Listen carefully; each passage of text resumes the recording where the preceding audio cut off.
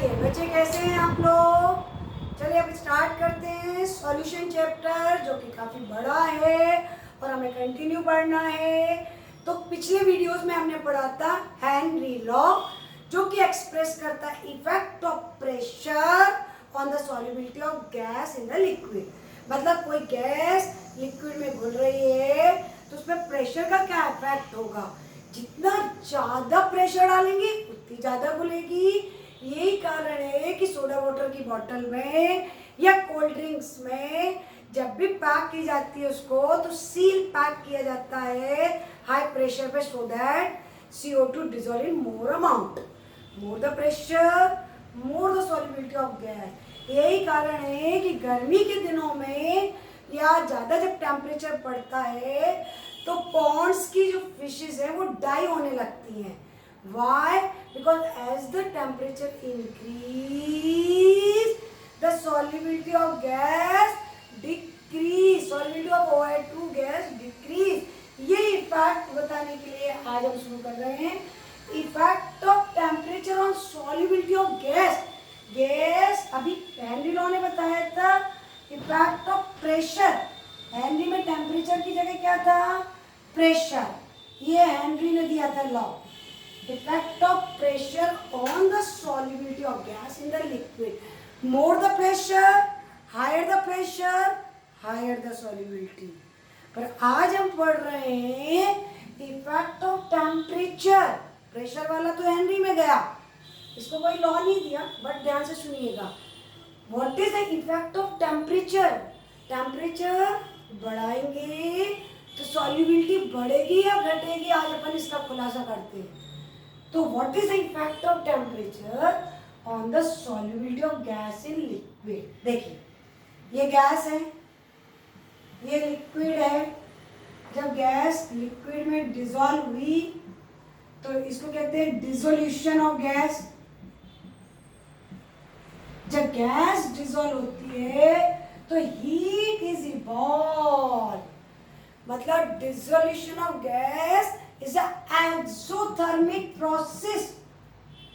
कैसी प्रोसेस है, exothermic.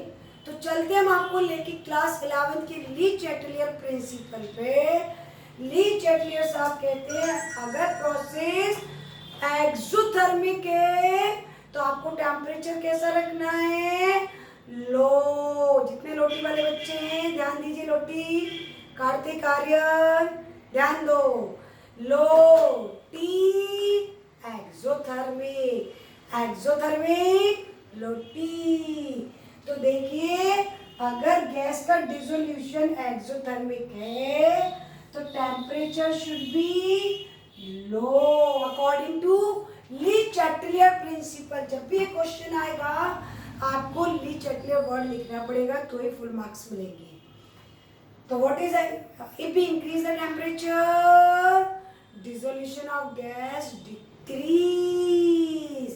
What is the effect of temperature on solubility of gas in liquid? As the temperature, higher the temperature, less the solubility. Higher the temperature, less the solubility.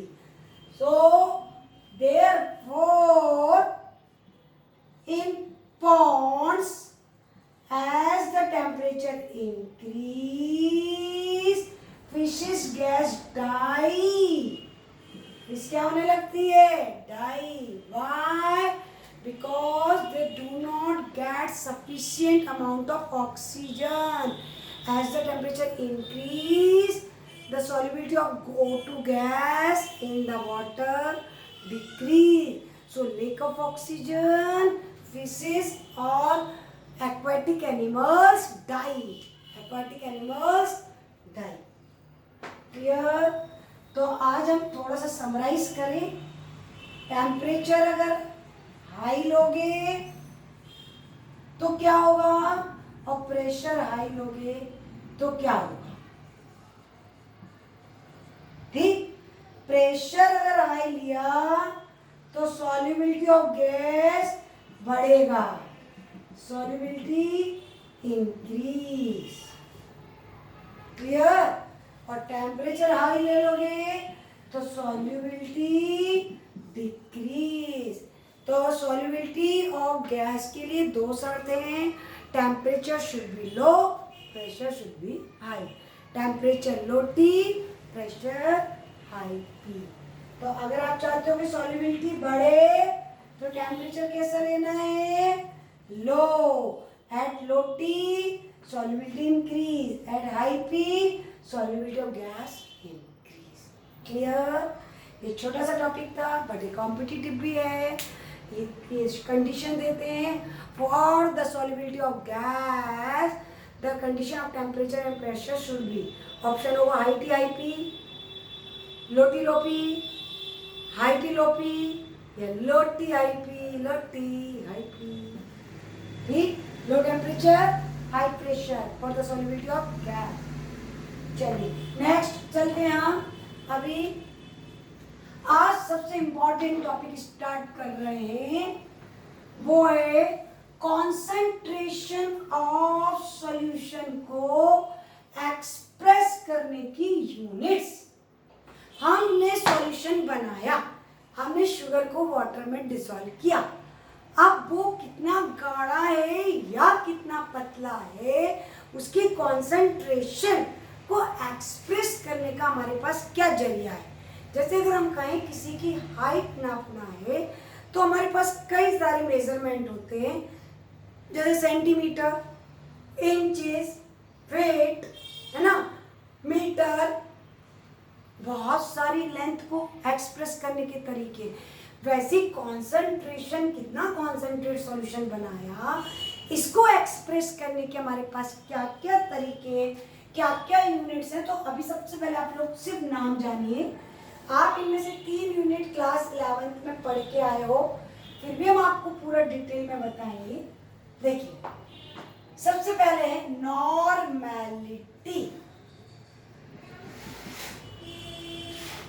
ठीक है, जिसको express करते हैं N. फिर second unit है molarity, जिसको हम express करते हैं कैपिटल एम। फिर आता है मोलैलिटी, छोटा एम। फोर्थ आता है फॉर्मेलिटी, एफ। फिर मोल फ्रैक्शन, जिसको रिप्रेजेंट करते हैं एक्स से। और लास्ट होता है पार्ट्स पर मिलियन, जिसको ppm से डिनोट करते हैं। There are 6 unit to express the concentration of the solution which you prepared. मेरे साथ बोलिए, normality, molarity, molality, formality, mole fraction and ppm। अब इसमें से एक जो छोटा सा क्वेश्चन बनता है कॉम्पिटिटिव, वो ध्यान से सुनना, और क्या बना था वो भी हम आपको बताते हैं। इनमें से सिर्फ 2 यूनिट है जिन पर टेम्परेचर का कोई इफेक्ट नहीं होता है। वो 2 यूनिट कौन सी है, मोलैरिटी पे टेम्परेचर का कोई इफेक्ट नहीं आता है, और मोल फ्रैक्शन पर भी टेम्परेचर का कोई इफेक्ट नहीं होता है, क्योंकि इन दोनों यूनिट में हम वेट ऑफ द सॉल्वेंट लेते हैं, वॉल्यूम नहीं। और हमारे वेट पे टेम्परेचर का कोई इफेक्ट नहीं आता है। तो which unit do not affect by the temperature, molality and mole fraction. याद रखोगे।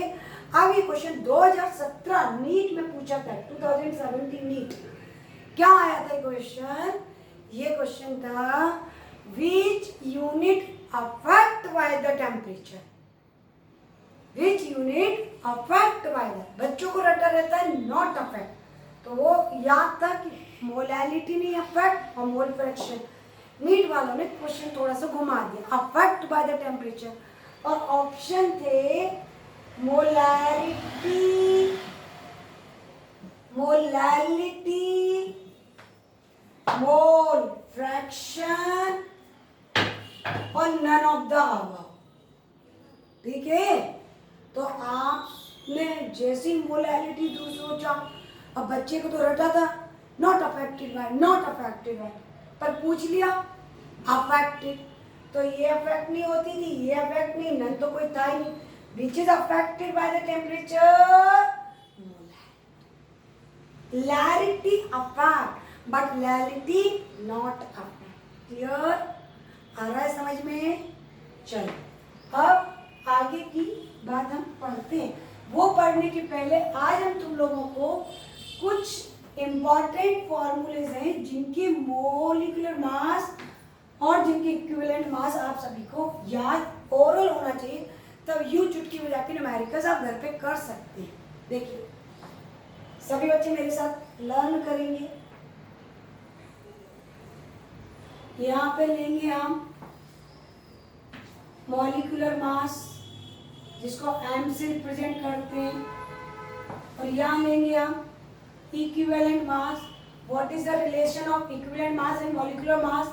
अगर आपने मॉलिक्यूलर मास फाइंड कर लिया है तो पॉजिटिव वैलेंसी से डिवाइड कर दो, ठीक है, तो वो इक्विवेलेंट मास आ जाता है. देखिए सभी बच्चे, सबसे ज़्यादा और सबसे ज़्यादा इम्पॉर्टेंट जो जरूरत पड़ती है वहीं से स्टार्ट करते हैं. NaOH, ये हमने आपको 11 में सिखाया था. Na का 23, ऑक्सीजन का 16, हाइड्रोजन का 1, सब जोड़ोगे तो आंसर क्या आएगा? 40. आज हम आपको जोड़ना नहीं सिखाएंगे, हम आपको ओरल प्रैक्टिस कराएंगे. अगर मैं बोला NaOH, तुमने बोलने का 40, NaOH 40, ठीक. फिर हमने बोला ग्लूकोज, सभी बच्चों को ग्लूकोज का फॉर्मूला आता होगा. ग्लूकोज से पहले यूरिया बता दें हम आपको सीक्वेंस में. यूरिया का मान 60, उसके बाद ग्लूकोज 180. सबसे ज्यादा ये तीन आएंगे काम आपको, सबसे ज्यादा. ग्लूकोज के बाद सुक्रोज 342. वापिस से एक बार रिवीजन. NaOH 40. चलिए, ग्लूकोज 180, सुक्रोज 342.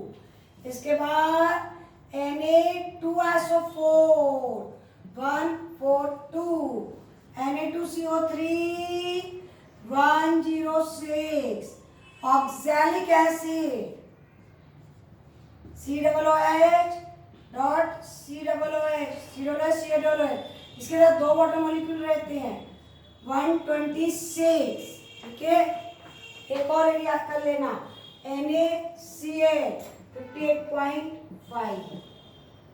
इसके बाद एक और H2SO4, ये सबसे ज़्यादा पूछा जाता है 98. बाकी आप लोग निकाल लेना, बहुत सारे ऐसे तो अपन IMP पढ़ लेते हैं. NaOH 40, तो 40 इसमें आप देखो पॉजिटिव वैलेंसी मतलब पहला प्लस वाले की संख्या कितनी है? 1. तो Na प्लस, तो 40 divide by 1 equal to 40. Urea, glucose और सुक्रोज, इनमें कोई प्लस या माइनस नहीं होता, दे आर नॉन इलेक्ट्रोलाइट. तो 60 का 60, 180 का 180 इक्विवेलेंट मास, 342 का 342. अब आपने देखा Na2SO4 में कितने Na है? 2. तो कितने से डिवाइड होगा? 2 से. तो 142 को 2 से डिवाइड करोगे तो आंसर क्या आएगा? 71.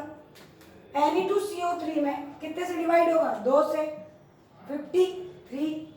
COOH 2 H है, तो 126 डिवाइड होगा 2 से 63. NaCl में एक ही Na है 58.5. H2SO4 का मॉलिक्यूलर मास 98 है, बट क्योंकि 2 H है इसलिए इसका हो जाएगा 49. क्लियर? एक दो और बता दे रहे आपको. H3PO3 जिसका मास आता है 82, पर चूंकि इसमें दिस H 3 रहे, but it is dibasic. Star लगा लेना, सबसे ज्यादा पूछा जाता. It is dibasic acid, so it is divide by 2 not 3. तो इक्विवेलेंट मास क्या लिखोगे? 41. क्लियर? तो आज सभी बच्चे याद करो, क्योंकि हम अब न्यूमेरिकल कराएंगे अगले वीडियोस में. तो फास्ट जितना ओरल याद होगा, आपने सिर्फ NaOH देखा और आपको मास 40 भरना है, आपको इक्विवेलेंट मास 40 भरना है. H2SO4 देख के मास 98, बट इक्विवेलेंट मास 49. क्लियर? चलो